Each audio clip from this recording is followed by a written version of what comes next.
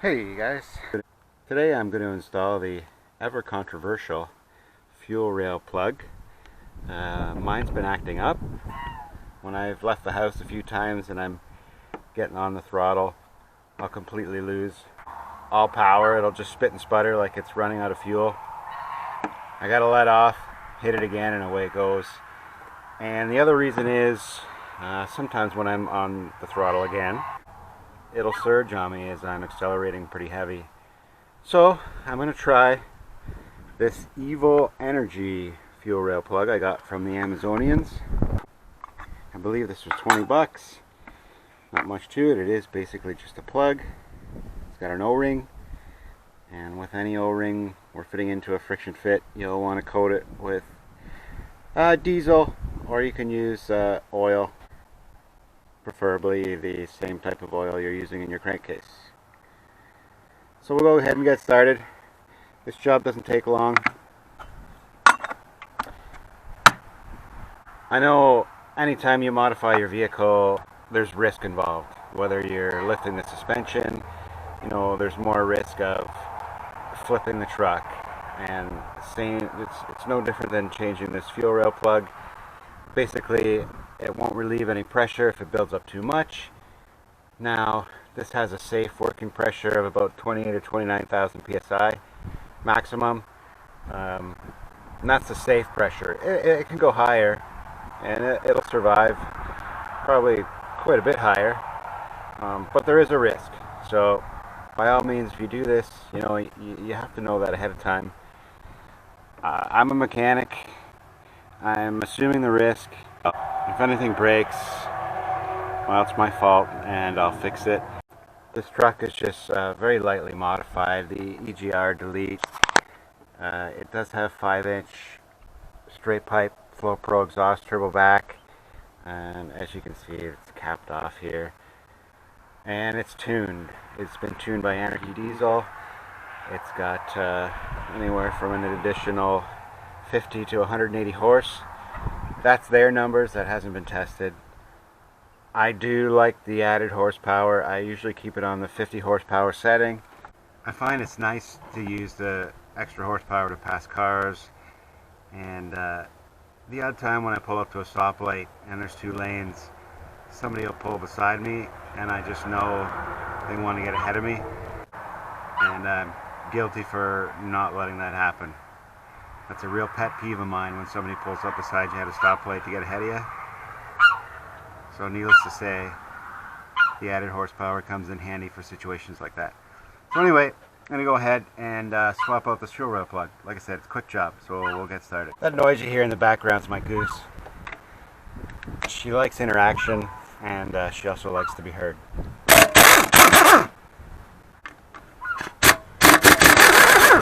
These are all 10 mil bolts. I'll get the ones I can get to right now. And that's about it.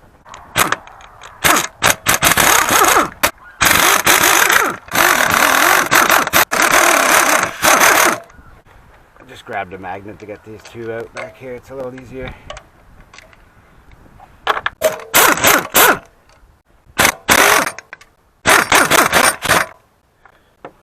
There we go.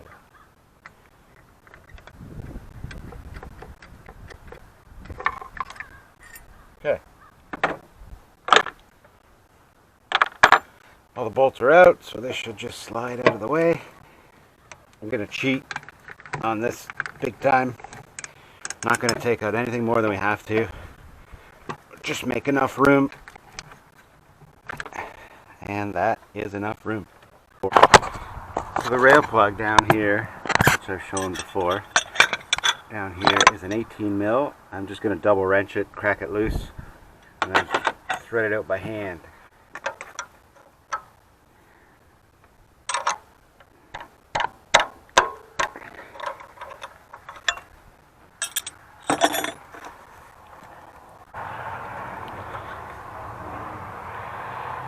Okay, there it is.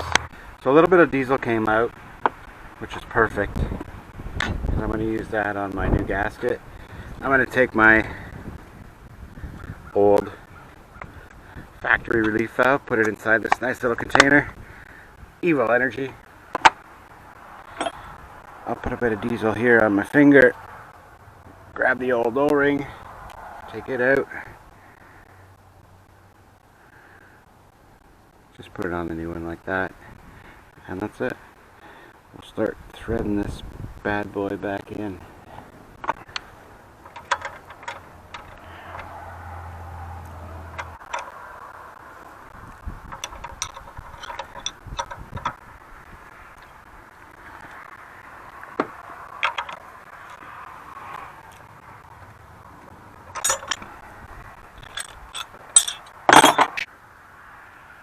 I got Torquey here. I put it to 70 foot-pounds. It's a pretty standard torque for these fuel rail plugs.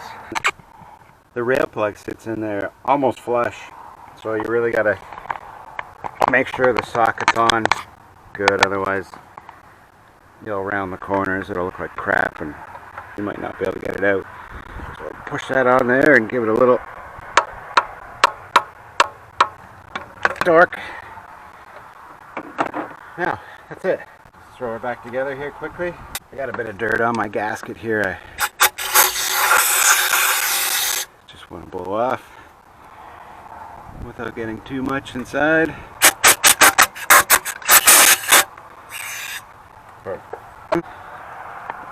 I'll set this back down. There is a gasket between. For the most part, it's reusable. As long as it's not damaged. If it is damaged, replace it. You'll just be sucking in more air than you really should be. Put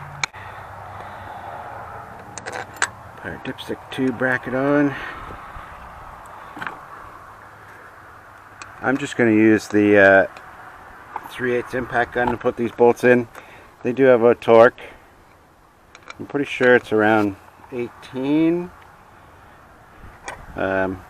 But I'm not too concerned. As long as they're not over tight,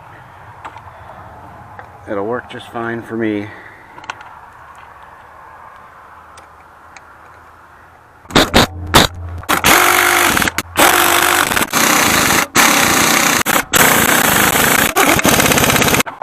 Dipstick tube, and that is it.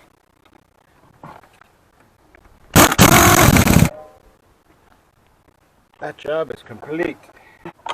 All we have to do now is start the truck and test for leaks. Alright, everything's done here, so the last thing we really want to do is start the truck and check for leaks. Now there's no reason to really prime it because the high pressure side wasn't taken apart. So I'm just going to go ahead, crank it, start it, and hopefully it's good to go.